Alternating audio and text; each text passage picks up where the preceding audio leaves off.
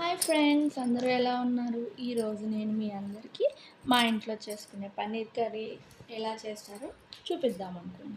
ముందుగా మనం పన్నీర్ని తీసుకొని దాన్ని వాష్ చేసి చిన్న చిన్న పీసెస్గా కట్ చేసుకొని పక్కన పెట్టుకోవాలి. ఓకేనా? మీకు కావాలంటే పెద్దగా చేసుకోవచ్చు. ఒక ప్యాన్లో ఆయిల్ వేసుకొని దాంట్లో పన్నీర్ వేసుకొని చిన్నగా ఫ్రై చేయండి. అండ్ ఇంకొక టిప్ ఏంటంటే, దీంట్లో సాల్ట్ వేస్తే పన్నీర్ అనేది కింద స్టిక్ అయిపోకుండా వస్తుంది. ఓకేనా? బ్రేక్ అవ్వకుండా మంచిగా ఫ్రై అవుతుంది.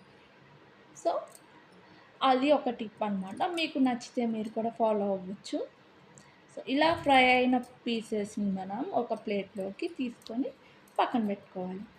మీ అందరికీ పన్నీర్ కర్రీ అంటే ఇష్టమా? మా ఫ్యామిలీలో చాలా ఇష్టం. ఈ రెసిపీ మాకు మా బావ నేర్పించాడనమాట. సో మీకు అందరికీ పరిచయం చేద్దామని చెప్పేసి ట్రై చేస్తున్నాను. ఎలా ఉందో మీరు కామెంట్ చేసి చెప్పండి ట్రై చేసిన తర్వాత. ఓకేనా? ఇలా తీసుకున్న పన్నీర్ని మనం పక్కన పెట్టుకొని, ఈలోపు మనం అదే ప్యాన్లో కొంచెం ఆయిల్ వేసుకొని ముందుగా కట్ చేసుకున్న పెట్టుకున్న ఆనియన్స్ వేయాలి. ఆనియన్స్ వేసుకొని ఆనియన్స్ అనేవి ఫ్రై చేసుకోవాలన్నమాట. ఎందుకంటే ఇదే మెయిన్ ఇంగ్రీడియంట్ వాటిలోకి. ఆనియన్స్ అనేవి కొంచెం ఫ్రై అవుతున్నప్పుడు మనం దాంట్లోకి రెడ్ చిల్లీస్ వేసుకోవాలి. 2 రెడ్ చిల్లీస్ కారాన్ని బట్టి. మీకు కొంచెం ఎక్కువ కారం తింటారంటే ఇంకొంచెం ఎక్కువ వేసుకోవచ్చు. లేదు అంటే 2 ఈజ్ ఎనఫ్. కొంచెం జీరా వేసుకోవాలి. కొంచెం ఫ్లేవర్ ఉంటుంది అండ్ డైజెషన్కి చాలా మంచిది. దాంట్లో ఒక చిన్న చెక్క వేసుకోండి, ఫ్లేవర్ వస్తుంది దానికి. అండ్ కొంచెం జీడిపప్పు అండ్ బిర్యానీ ఆకు వేయాలి, అది కొంచెం మిస్ అయింది. జీడిపప్పు ఇవన్నీ వేసి కొంచెం మగ్గిన తర్వాత 2 టమాటోస్ 4 పీసెస్ కట్ చేసి వేసుకొని మూత పెట్టి ఫ్రై చేసుకోవాలి. అది ఫ్రై అయిన తర్వాత దాన్ని కొంచెం చల్లారాలన్నమాట.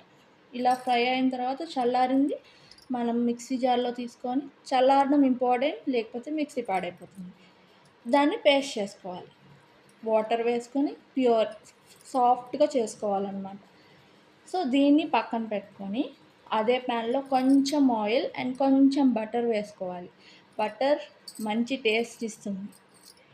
సో దీంట్లో మనం ముందుగా కట్ చేసి పెట్టుకున్న ఆనియన్స్ అండ్ చిల్లీస్, 2 చిల్లీస్ చాలు, మీ కారాన్ని బట్టి మీ ఇష్టం. సో కొంచెం సాల్ట్, దాంట్లోకి కొంచెం వేగిన తర్వాత సాల్ట్, చిల్లీ పౌడర్ అండ్ కొంచెం పసుపు వేయాలి. సో అవి మాడిపోకుండా ఉండాలి, లో ఫ్లేమ్లో పెట్టుకోవాలి. ఓకేనా? ఇప్పుడు పసుపు వేసిన తర్వాత మొత్తం అన్నీ మిక్స్ చేసుకోవాలి. అన్నీ ఒకసారిగా మిక్స్ చేసుకోవాలి, మాడిపోకుండా మిక్స్ చేసుకోవాలి. ఇలా మిక్స్ చేసిన దాంట్లోకి మనం ముందుగా రెడీ చేసి పెట్టుకున్న ప్యూరీ ఉంటుంది కదా, అది వేసుకోవాలి. దీంట్లో కొంచెం వాటర్, మనకి సరిపడా వాటర్, ఈ ప్యూరీ కలిపిన కొంచెం అయిన తర్వాత కొంచెం వాటర్ వేసుకొని దాంట్లో ప్యూరీలో కలిపేసి కొంచెం లిక్విడ్ లాగా వేసుకున్నాను. 5 మినిట్స్ మూత పెట్టేసి తీసిన తర్వాత మనం ముందుగా పెట్టుకున్న పన్నీర్ పీసెస్ వేసుకొని ఒక 5 మినిట్స్ మళ్ళీ మూత పెట్టేసి తీసేస్తే పన్నీర్ కర్రీ రెడీ అయిపోతుంది. అంతే. పన్నీర్ అంటే అలా ఉన్న వాటిల్లో ఎందుకు వేస్తారు అంటే ఆ ఫ్లేవర్స్ అనేవి బాగా పడుతుందన్నమాట. సో దానివల్ల టేస్ట్ బాగా వస్తుంది. అండ్ దింపేసే ముందు మీకు నచ్చితే కొంచెం గరం మసాలా వేసుకోండి. అది హోమ్మేడ్ గరం మసాలా. ఈసారి ఎప్పుడైనా మీకు చూపిస్తాను ఎలా చేయాలి అనేది. ఓకేనా? చూడండి, హోమ్మేడ్ పన్నీర్ మసాలా అయిపోయింది. ఇది మా బావ రెసిపీ, మీ అందరికీ చూపిస్తున్నాను. ఎలా ఉందో టేస్ట్ చేసి మాకు చెప్పండి. మీకోసం వెయిట్ చేస్తూ ఉంటాం మేము. Thank you for your support.